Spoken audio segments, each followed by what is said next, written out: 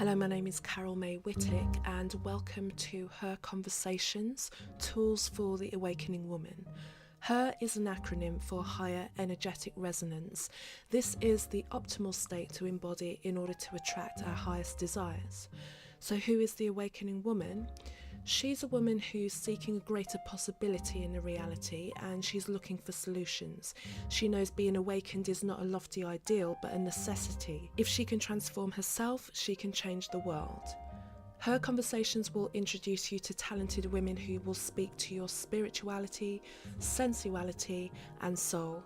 They share their stories and explain how they are in service to the world. So let their words and these conversations embolden and inspire you.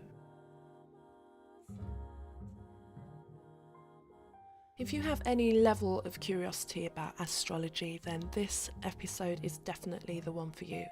Like most people, I became aware of basic astrology by reading horoscopes in the mainstream media. These were the things that promised to interpret what was written in the stars for us. However, that stuff is so vague and so diluted, it's easy to see why there's a general disbelief around the accuracy of information that it can provide. Personally now, as I begin to uncover the true depths, I appreciate that it's a tool and an art form. When you speak to a true astrologer, they're able to offer you insights and guide you on ways to ride the subtle energies that we're constantly moving through. This week's guest on Her Conversations is Astrologer Kristina Wingeier, and on this episode she explains the basics of astrology. She highlights the aspects of our signs that we need to know. She speaks on the stereotypes of the zodiac, guides us on what we can do to work with the changes in the moon, and also tells us what it means when Mercury is in retrograde and whether we really need to freak out about it. So like always, I greet my guests with the opening question. HER is an acronym for Higher Energetic Resonance. When do you feel at your most HER? Thank you, Carol May, for having me here. And such a beautiful acronym, really, higher energetic resonance.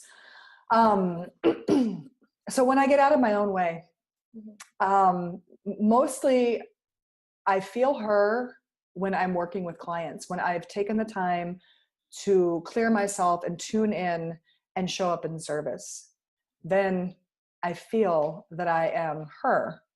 You know, it's not about me, it's about holding a space and showing up in, for the energy that's present in a higher vibrational way, without being afraid to work with whatever energy somebody's bringing, because sometimes that energy is darker or harder or more traumatic. And to be able to hold that space to help my clients is one of the ways that I feel that is alive in me. And then really in nature is when I get a lot of, I feel like tune-ups and connecting to that energy of higher energetic resonance. And that carries me a long way, just being filled by the mother in so many ways in nature is really when I feel very, very connected and all just tuned up and lined up with that. Perfect. Thank you. And I just want to find out a little bit more of your story. What has led you, how's your path brought you to what you're doing today? So for a long time, I was a birth worker. For like 10, 15 years, I was a doula and trained as a midwife. And that happened after I had my own daughter and my own home birth. And that kind of just like revolutionized me and got me really interested in women's health. And so for many, many years, that's what I did. I was a mom. I was immersed in babies and moms and birth and postpartum. And that was my whole identity as in a profession was I'm going to be a midwife. I'm training as a midwife. And what happened along the way as I was doing my midwifery training is I entered into perimenopause on the early side. And my body started throwing out all these crazy symptoms. And it became really clear that living an on-call lifestyle was not going to be possible. I couldn't lose sleep in that way anymore. And so I had to step away from the work that I was doing and this identity that I was so connected to, and try to find another way to use all the things that I brought to my midwifery and my doula practice, all the different healing tools. So I finally was able to quit, which threw me into a pretty deep depression and a dark night of the soul. And it took me about a year to bring it kind of all back together and start to offer an intuitive healing practice and use the same energetic skill set with women in a whole new way, and still being a midwife in one that's a space holder and allowing, holding the space for transformation to occur, because that's really what midwifery is at the core. As far as astrology, I've been studying astrology almost, I feel like, my whole life, just kind of something I've been into. And when I lost my cycle, I've been into the moon forever. I've had a lunar calendar since I was 20 years old and been tracking the moon, but I really started tuning into the moon and the phases of the moon and that rhythm when my menstrual cycle was going haywire, because I needed something I could anchor into. And so the moon became a very big teacher for me. And as I tuned deeper into her rhythms, and I found myself just being more and more attuned to kind of cosmic rhythms, and astrology just started coming more and more downloads and more easily for me to share. And last year at some point, I just got a clear directive to start working more directly with astrology with clients. So I've been weaving that in ever since, and it's wonderful. I love it so much.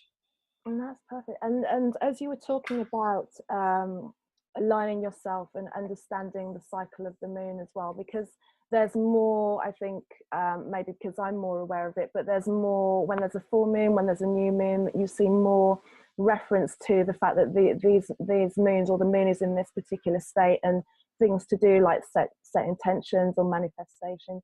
What is it about those particular energies that are so specific, and why should we kind of start to really align ourselves with those rhythms as opposed to the rhythms that we've been used to, like Monday to Friday, like the first till the end of the month and so forth? Right. Well, the calendar year is a construction that was made very intentionally without really paying attention to the lunar rhythm. That's an older rhythm. The lunar cycle is an older cycle that we're already attuned to as humans, because, for so long, there was no light at night. The moon was the only light, and the stars, of course, but we were very attuned to it in a very bones, blood kind of way. And especially as women, because we cycle. We have cycles, and whether we're menstruating or not anymore, we have energetic cycles, hormonal cycles, and that we can really connect with the moon, and the moon really reflects back to us our own rhythmic nature. And so if the lunar cycle is it's a very doable cycle to track your own patterns with. The new moon is a time when the moon is connected with the sun. You can't see the moon at a new moon. She's dark for us, and it's this time of new beginnings, right? And then slowly she's getting a little more light every day until she's full. So that first half of the cycle is really a building cycle, a starting and building and growth cycle, bringing more light in. And then when the moon is full, we have that peak moment of fullness when all the light is there and there's something illuminated, right? Something is revealed. And then the moon starts releasing her light and releasing her energy, and it's time to start releasing, start sharing, or letting go. So the last half of the cycle is that letting go and releasing and decluttering and clearing kind of energy, so that what you've learned, you learn something about yourself all the time. But with the lunar cycle, you can really, if you're tracking intentionally, you're learning and you get this awareness. You're like, okay, now I know what I need to let go of, so that I can start again, start anew. Because we're always kind of, not that we're ever brand new, we always bring our life experiences with us, but we're in growth, we're in ebb and flow. And so the lunar cycle is a great tool and teacher to help us, I feel. And are there particular practices that you think that would really help us to maximize those states of the moon? So what can we do when the moon is full? What can we really do when the moon is new to really just move with those? Well, I think first of all, totally honor how you're feeling, because I do think that sometimes there's a little bit of a prescriptive kind of energy that goes out, like you need to do this on the new moon, and if you're not, and I don't like that. I like to have the freedom to do what feels right to me. So listening to your body, because the moon is really connected to your body in astrology. So really tuning into your body and allowing yourself to follow its needs. But in general, new moon is a time to plant seeds in the dark and to set out hopes and prayers and intentions for the lunar cycle. You can tune into the sign that the moon is new in, the zodiac sign, and you can kind of get a feel for the energetic quality. Is it a fire moon? Is it a water moon? earth or air, right? And you can think, if you know your astrology chart, you could look and see where that sign is in your chart and kind of see what area of life is being activated. And you can make specific intentions or hopes or prayers around that area if you like. And then, you know, revisiting those hopes and prayers along the way. Sometimes I think the best practice is really to work with one intention per lunar cycle and really deepen with it. And kind of checking in each day. And then by the time you get to the full moon, you'll have some more information about that intention, about where you're going in your life regarding that. And you'll see what's working and what's not. And so any kind of releasing ceremony, celebration and releasing ceremony around the full moon. And, you know, even as simple as just going out and looking at the moon and letting the moonlight be on your body and acknowledging her presence, her light, her growth, your presence, your growth, your light, you know, it can be really beautiful, I think. So it's really, I'm a very kind of a rebel and an individualist. And, but I do think that there's just a general, you know, growth and release, build and release energy, wax and wane, that you can just tune into as a starting place if that feels good. Mm-hmm. And most people know of astrology from their star signs in newspapers and magazines. And then also there are very stereotypical characteristics for most of the signs. And most people will identify with them either to their benefit or not as well. Mm-hmm. How true are those stereotypes, and what can you gain from kind of buying into that or finding out what each sign really represents and whether that characteristic is you? Beautiful question. I love that. They are stereotypes, right? So star sign or sun sign astrology is one facet of your being. It's where the sun was, which the sun spends about a month in a sign when you were born. There are so many other pieces. So that's really only one piece of your personality, first of all. So just to know that whether you totally identify with the stereotype or not, it's only one part of your being, and not to get too identified with it in that way. There's light aspects and shadow aspects to everything. So I think to really understand any part of your astrology chart is to understand the archetype of the sign and understand, you know, how that sign works in it for its highest energetic resonance, really, right? And then where it's working in the shadow, where it's working behind the scenes or to its own detriment, and how that plays out in you, you know. But there's so, you know, the rising sign and the moon sign are also very important for like a overall kind of personality gauge, you know. Those three pieces are kind of a core triad in understanding yourself, because your solar nature is only kind of like the shining, how the organizing principles moving through you, but your lunar nature is just as important. And your rising sign as well is a really kind of almost sometimes the mask that people see more than your sun is your rising sign. So understanding all of those pieces, if you can, gives you a fuller understanding of yourself. But you change over time as well, even though you have innate wired patterns in. And so try not to get too fixated on identity around it all. and from my point of view, being a Scorpio and kind of like waving the Scorpio flag, because we get such a bad rap that we kind of use the fact that we're a Scorpio to kind of be a little bit wicked and a little bit vengeful and to an extent a little bit smug as well, you know. You say you're a Scorpio and you kind of leave the sentence just hanging there as well, as like, right. I'm a Scorpio, okay, don't how where's the question gone? What would you say were the core bits? You kind of said to know like your sign, your rising sign, and what about the elements and things like that? How can you that's good to totally. Sorry to cut you off. I get excited. No. The elements are great to know, because that's going to give you another layer of your personality. Like, do you have a lot of water in your chart? You know, for instance, I'm a Gemini sun, and Geminis get a bad rap too, actually. They're like, oh, Geminis are two-faced. No, we're not two-faced. We can examine the polarities in life.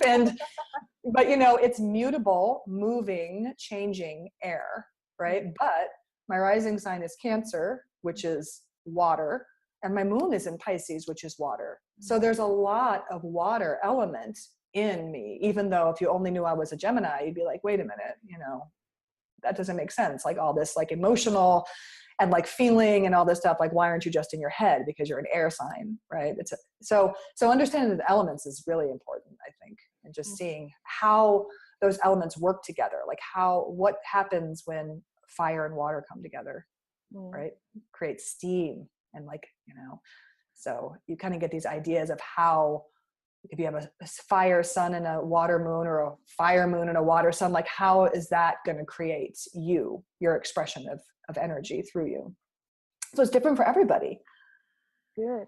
And if you then start to understand a little bit about the signs, and you kind of know that you've got like water and fire here, and then say you meet a partner that maybe you want to enter into a friendship or a relationship with, how much should you really look into that when you're thinking about whether what you're going to get out of that relationship, whether it's going to be a calming relationship or compatible or fiery, or how can you, or should you just kind of let things be, or, you know?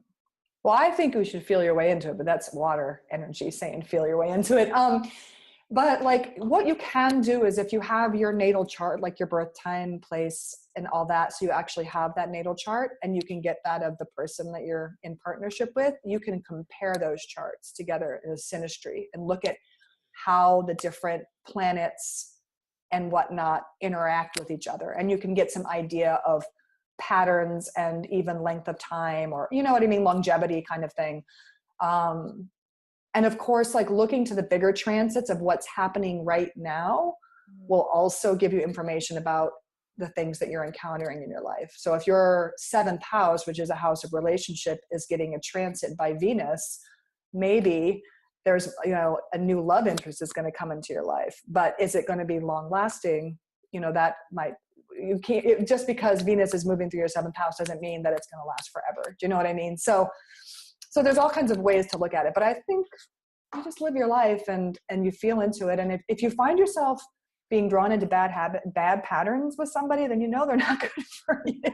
And if you can look at the chart to prove it, but you know, sometimes you see some karmic stuff with certain relationships, you know, some nodal connections that really speak to old past life kind of interactions for people who think about those kinds of things. So sometimes it's good, and sometimes it's something to steer clear of, really depending on what that frequency is, right?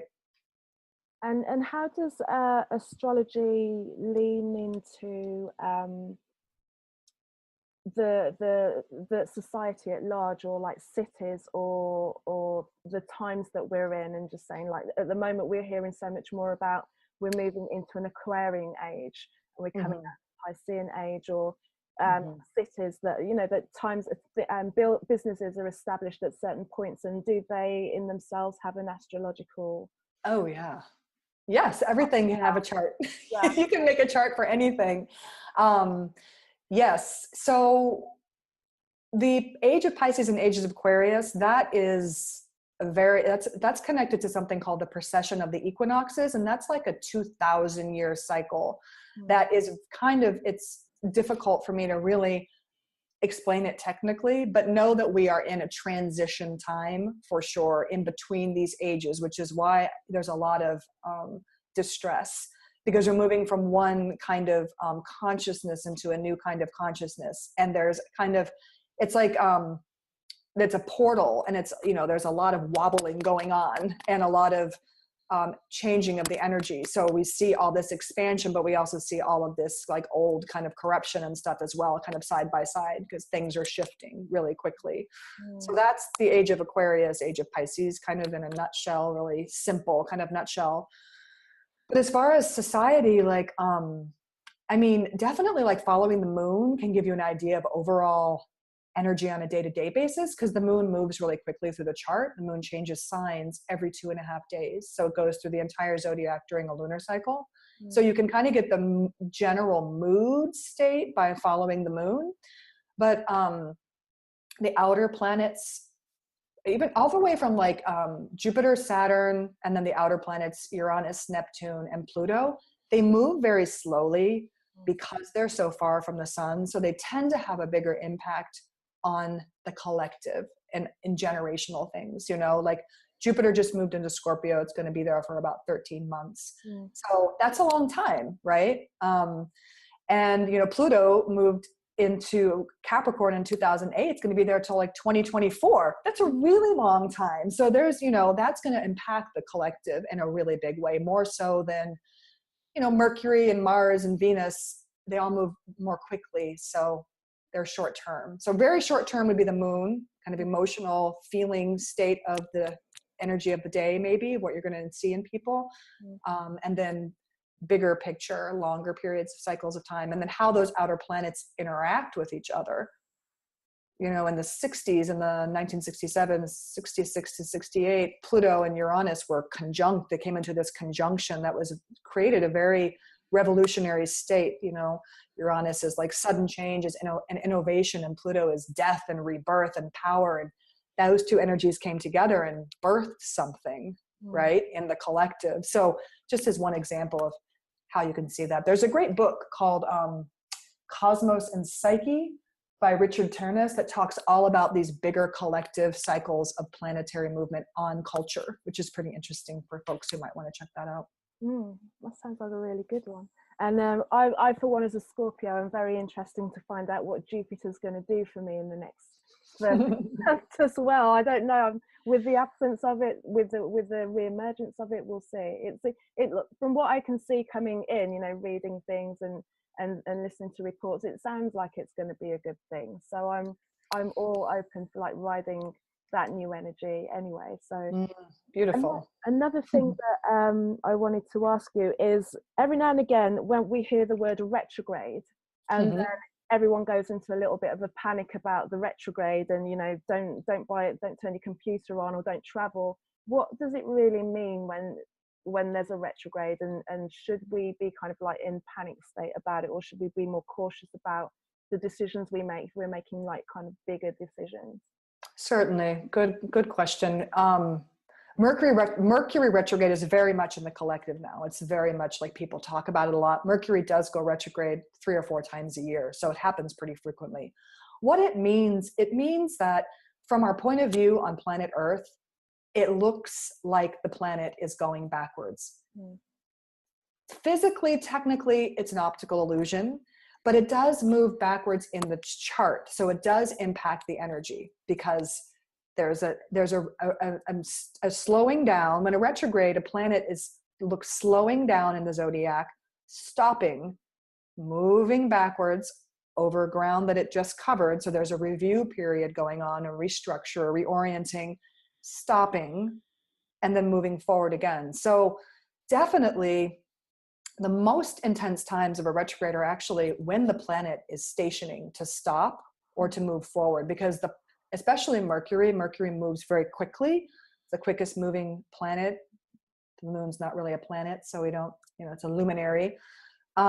So we notice its energy. So when Mercury is slow or at a standstill, that's the worst time in a retrograde. So definitely, if you can avoid, you know, signing a contract or buying a new iPhone or things like that on those days, that's great. But life happens. And so you cannot live in a panic about retrogrades. You just have to like be more intentional, like read the fine lines before you sign it, you know, and if you have to buy new technology, like just sage it every day for a while, or, you know, do something, back up your, you know, your computers and do these things, but don't panic and don't freak out. And I think that having the mindset of like things might take a little more time during a Mercury retrograde, and just giving yourself a little more time and space.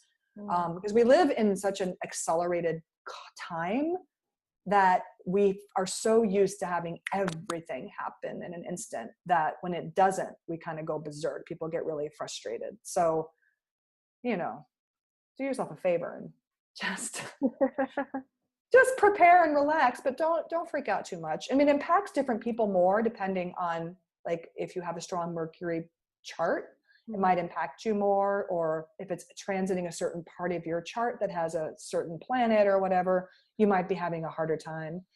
But all the planets go retrograde. Venus every couple of years, Mars every couple of years. The outer planets all go retrograde every year for about 5 months, right? So there's a lot of review opportunities, but if you were afraid of retrogrades, you'd be kind of frozen, not doing anything. So we're always in like review. It's like the moon, right? We grow, we go, we release, we're reviewing, we're moving forward.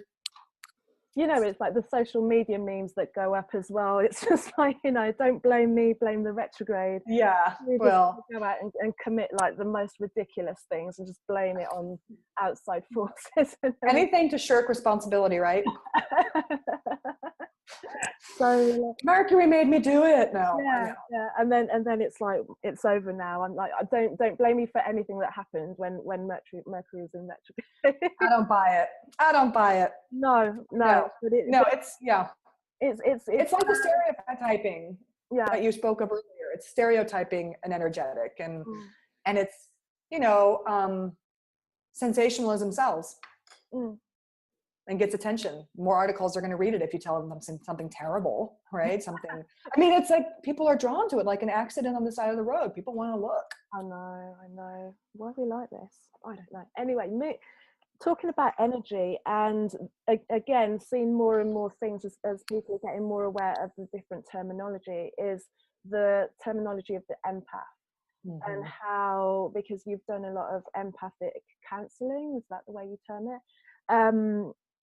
How some people become so overwhelmed with what is happening. How can those who feel that they are highly empathic shield themselves from what's going on? Because some people are empathic to the point of they are crippled in their energy. They can't get involved in the way that the world is at the moment. And if you can't deal with the way that the world is at the moment, like you say, we're going through so much change. There's a lot that's happening, and it ain't great. So it's like, how do you shield yourself if you feel that you are highly empathic? How do you get someone to kind of build themselves up and create boundaries so that they're not overwhelmed by everything that's happening? Yeah. Yes, it's such a hot word. I actually, as somebody who's very sensitive and empathic, I have a hard time with that. I had a hard time with that word. I had to I choose the word, the conscious empath, in this counseling and this program that I've done, because it really is like, I decided that I wasn't going to be a victim of my sensitivities anymore. And I wasn't going to be, that wasn't going to run my life in a destructive way. And that started with me having to take responsibility for my energy system. And, my energy system was very disorganized. I didn't have good boundaries, energetic boundaries. I don't mean I wasn't able to say no. And I don't mean about having to hide behind walls. I mean, just knowing what was mine and what wasn't mine, because a lot of folks who are very sensitive just merge. They pull in all of this energy. So learning how to work with your energy system, basic energetic hygiene, like grounding and clearing your field every day, multiple times a day, to start to understand what it feels like to be grounded, what it feels like to be you in your own space. Things like cord cutting and filling energy leaks and all kinds of things can be done, but it's really, taking responsibility for your own energy system and doing the practices, the very practical practices that help. Kundalini yoga is kind of how I do it now. That's, it was something that came into my life after I'd already started working with energy, doing different healing work and things like that, and created the conscious empath. But now those technologies help me keep my field clear and to create a strong magnetic field that I feel I don't pull everything in anymore, So one thing I've noticed, though, is it's really kind of hard to break away from some of those. They become habits and patterns, and people can get very addicted to feeling everything and feel very lost.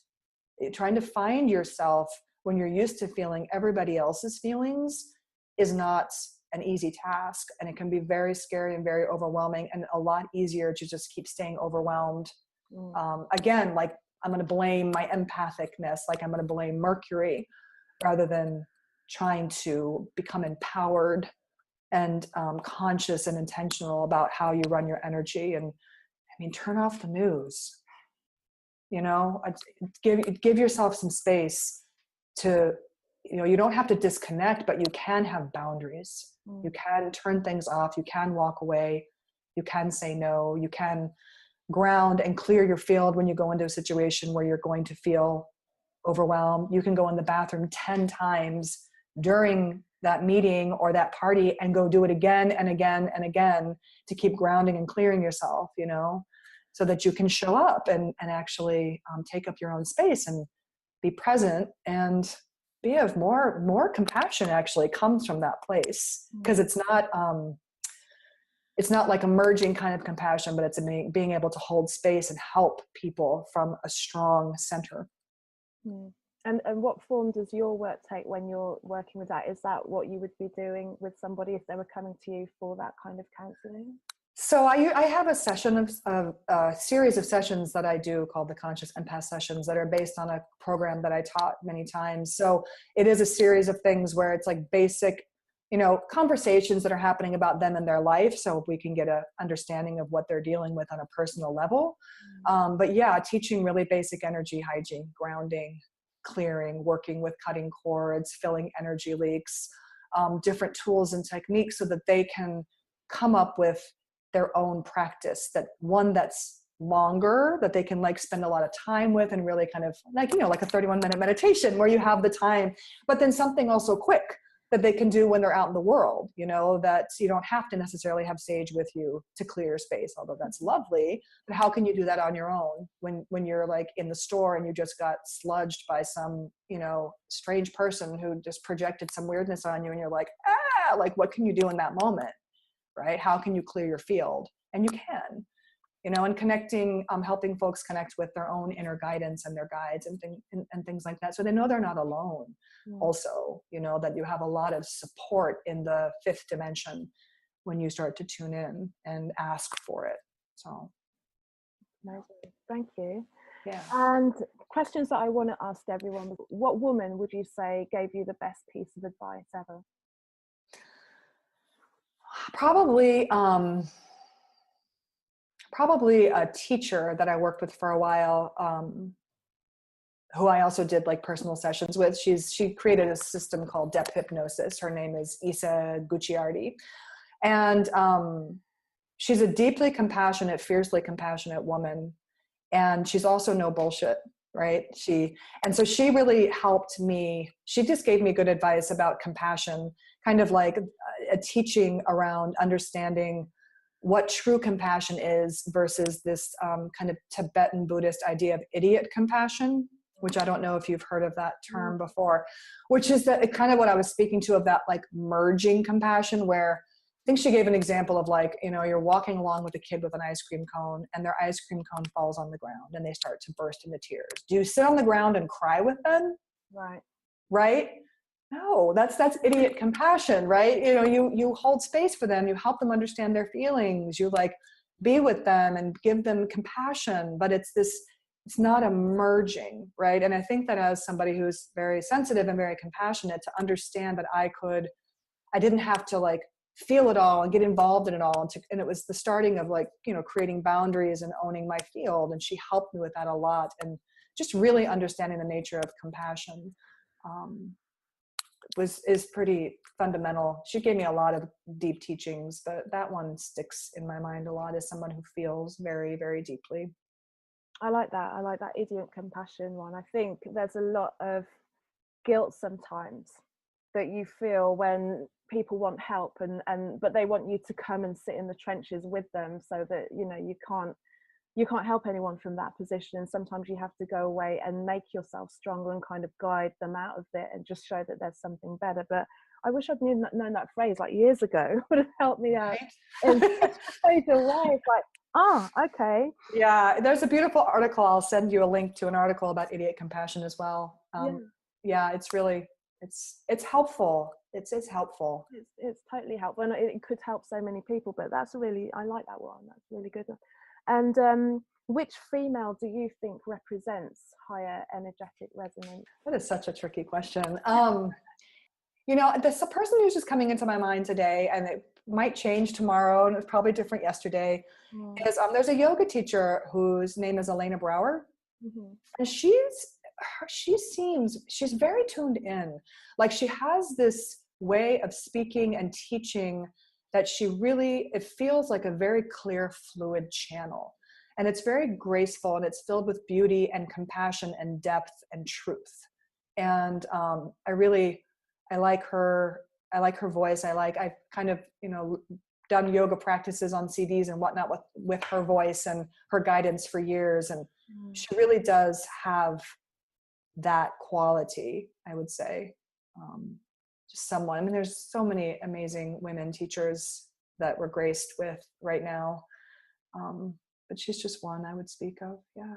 That's perfect. And what would you say was your favorite self-care ritual, your favorite practice right now that's really helping you move forward in the way that you want to in your life? I do love I love essential oils. Like I'm very scent oriented person. So I like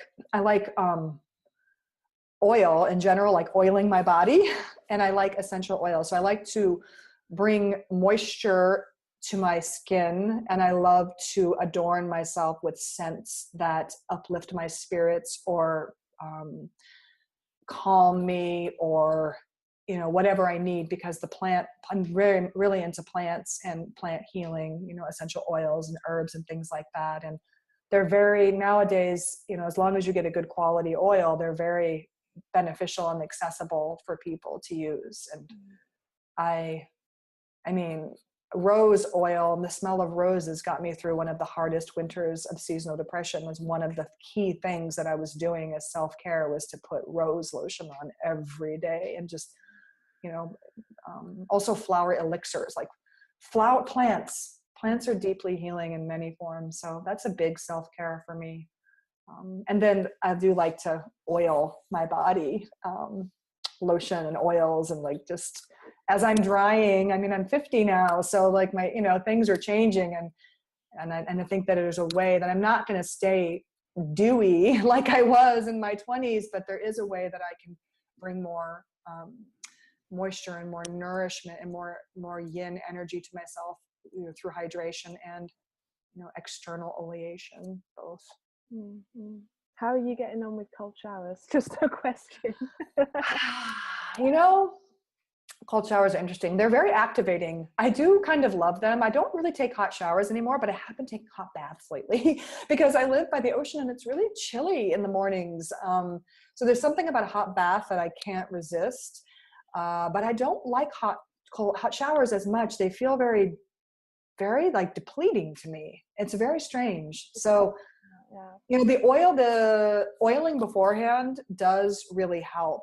And also something just funny is we moved into a house that has a shower that is made for somebody very much shorter than me. So I have I can get in and out of this little tiny shower jet much easier. So I don't stand in there like all of a sudden cold is everywhere on top of me. So I manage it little bits at a time. And it actually does. You are warmer after a cold shower than you are after a hot shower. It's very strange.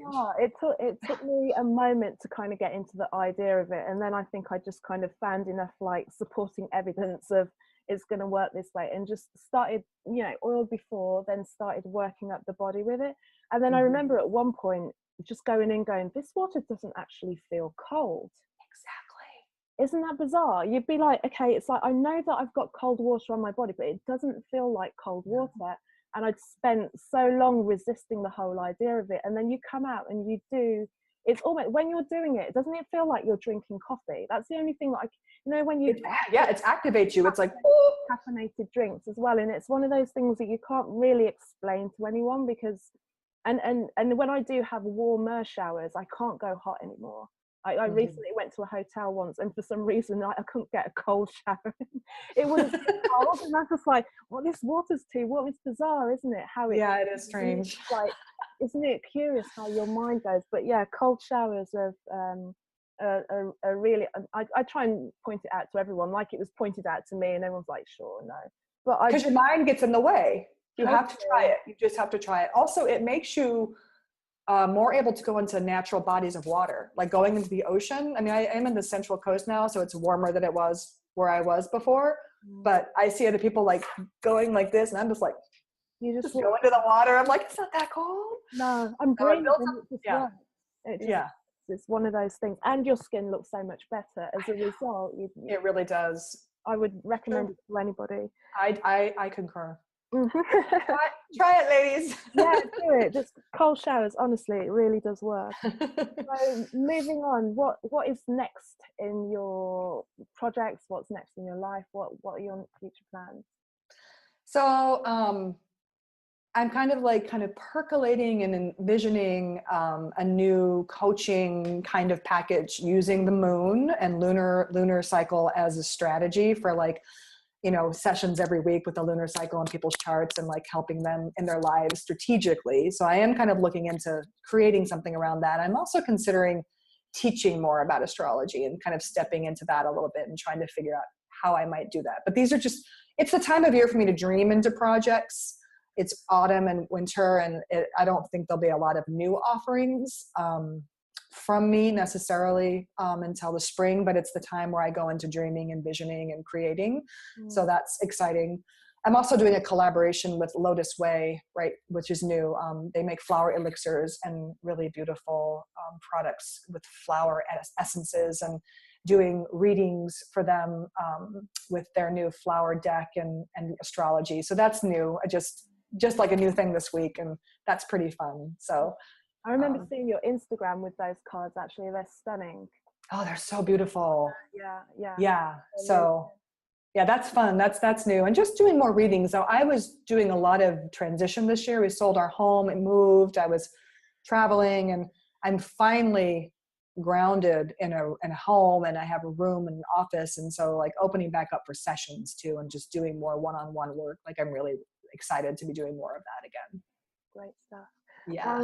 So, and also just I for one, I'd be super interested in finding out about astrology in a way that's accessible, because I think it can be, if you really want to go into astrology and not just kind of pick up a magazine, there can be a lot, but I'd be interested in just finding out a little bit more about astrology that I can take on and kind of be more aware of what it all means. Really, I just kind of cherry pick what people post on social media, but it'd be something that I'm sure not just me but many people will be interested in. So we look forward to that for sure. Thank you. Yeah, I like to make astrology useful and practical, that you can really embody and understand it, because it can get really technical and confusing really fast. So that's really important to me.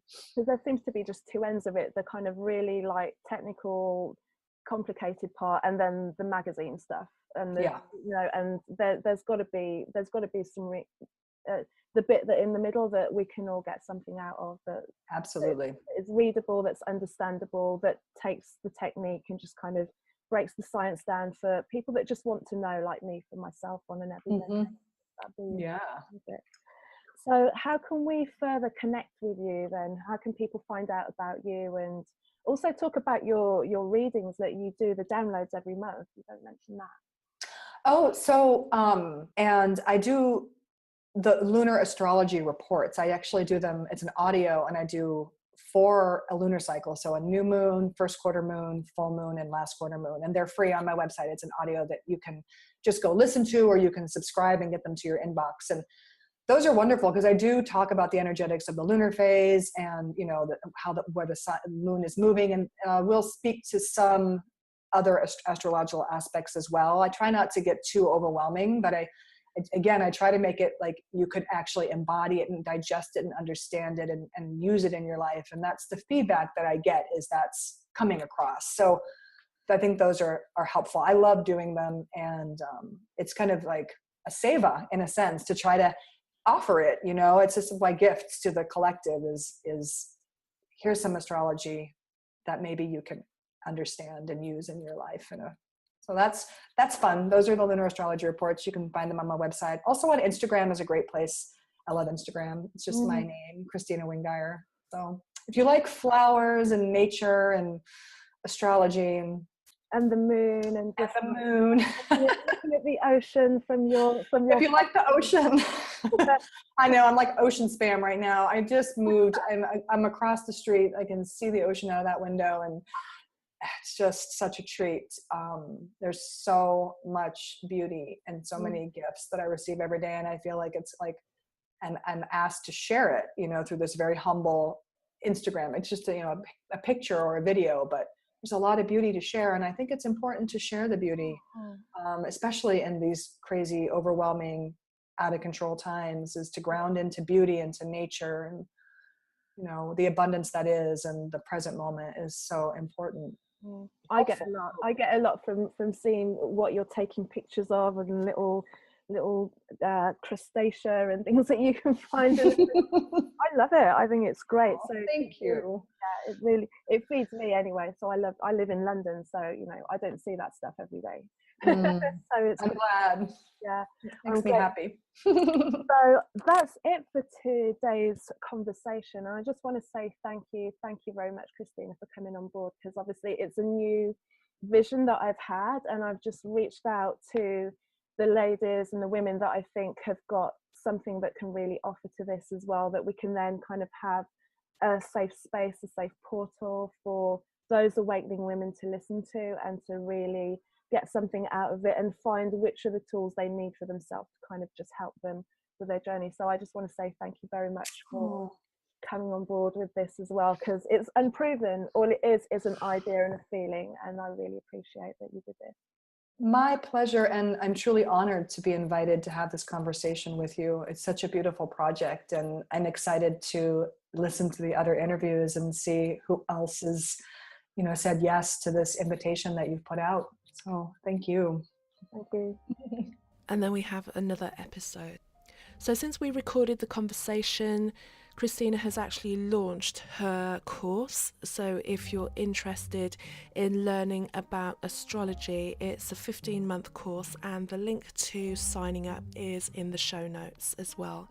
And if you also want to get in contact with me directly, you can do so via my website, which is carolmaywhittick.com, carolmaywhittick.com, and you can reach out and reach me on all the other social medias as well. If you look out for me on Twitter and on Instagram, it's Kazmic, so CAZMICK. And just again, want to say thank you for seeing us through another episode. Don't forget to click subscribe on whatever platform you're listening to, so that you can get the newest episode the minute that it gets uploaded.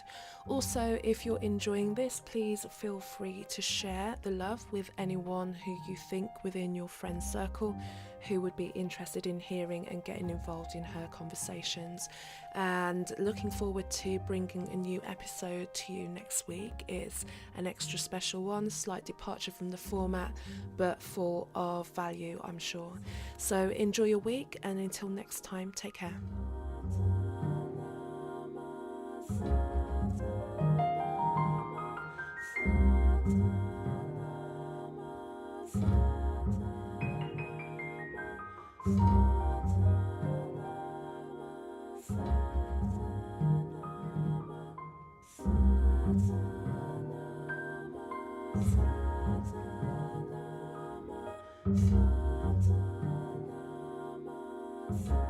Sa